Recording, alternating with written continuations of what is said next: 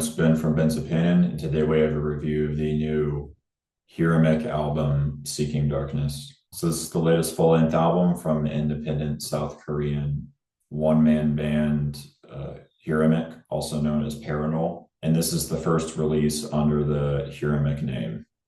Paranol have established themselves as a highly respected shoegaze slash post-rock outfit, coming together with several albums within the 2010s and early 2020s that have since gained quite a bit of critical acclaim. And this was the first album of theirs that I've checked out. So this album is very much self-released. In fact, it is only available for listening on Bandcamp and on YouTube. And the actual production quality of this album is, for the most part, pretty lo-fi. And as far as the musical direction, this album is mostly in the lane of post-rock with elements of experimental rock, as well as a lot of noise rock thrown in here too. And this album is divided into 5 different movements, all of which end up totaling to about an hour in length. So yeah, without further ado, let's just get right into the track list. So we start off with the first movement, which quite frankly is becoming one of my favorite post-rock songs of all time. This track pretty much opens with just a giant wall of noise that quickly fades in.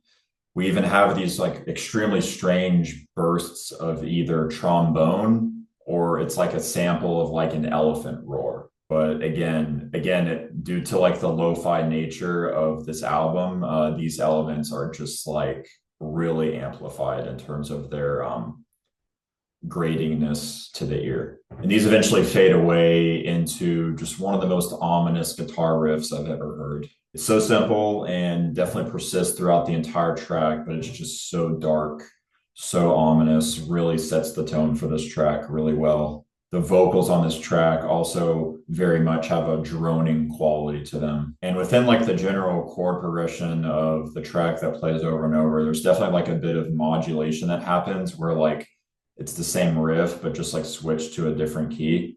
So it creates like this tiny bit of dissonance. Then every time this dissonance is just resolved beautifully when he returns to that root note. And there are moments also where he adds on a note that is layered an octave up, and it creates this like layered effect, and it just sounds like ridiculously just like goosebump inducing, extremely powerful.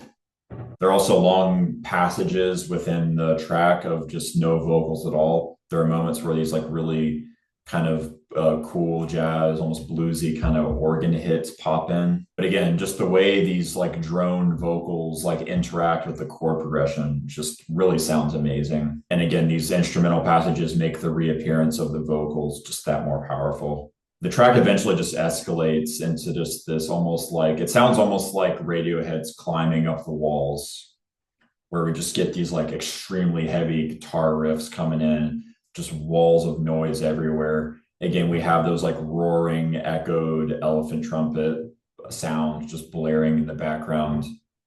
And then on top of all of these, again, we're just getting those beautiful, like just like absolutely beautiful vocals that sound like in context with all these heavier riffs just sound like almost angelic.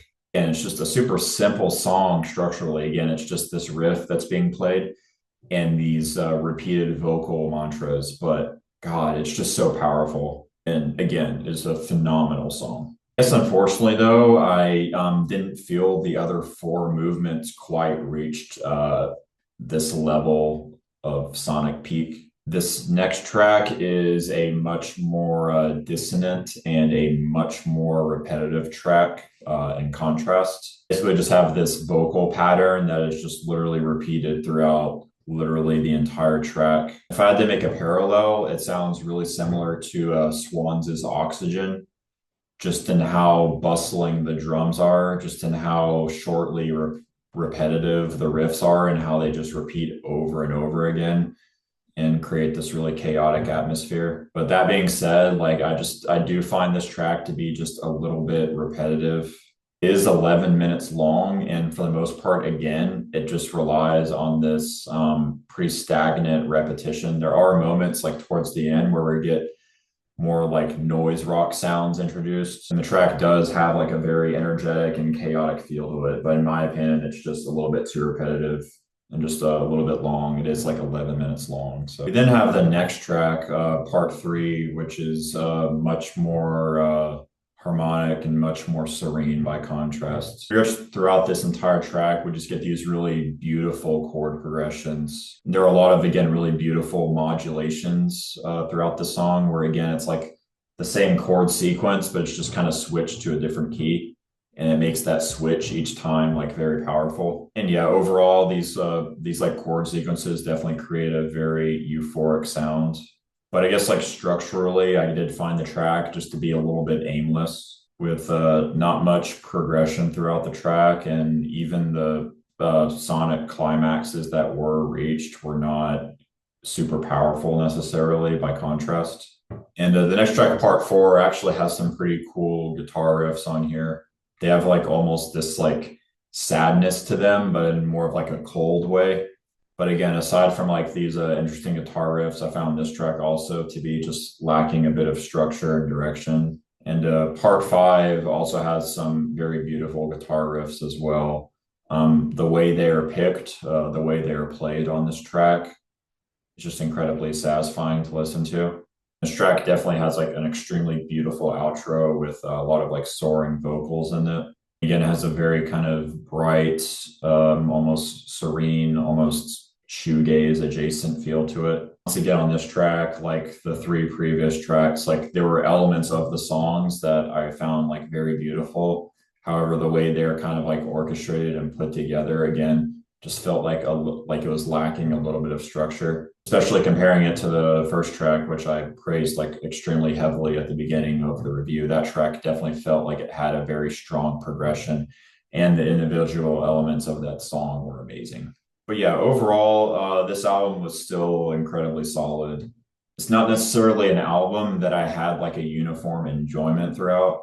Like I most definitely enjoyed that first movement much more than the other movements. To me, I guess kind of created a little bit of a like inconsistent listening experience. Again, mainly just due to that first track again being as great as it was, and also the other tracks still being incredibly solid tracks, but just lacking that structure that I would look for, and also just not necessarily reaching those same sonic peaks. Overall, this album would average out to around a light 8 for me. So yeah, thank you guys for watching.